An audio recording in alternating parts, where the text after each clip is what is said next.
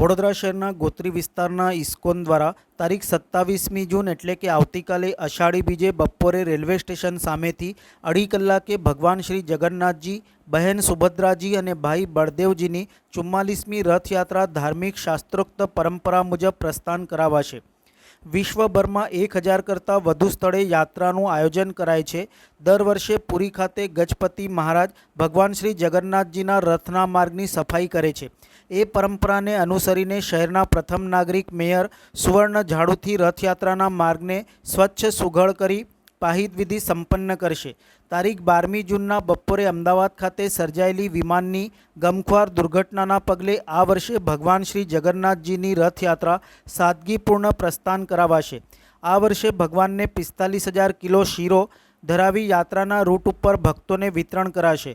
ત્યારબાદ સાંજે 5થી રાતના 10 કલાક સુધી હજારો ભક્તો માટે મહાપ્રસાદીનું આયોજન કરાયું છે।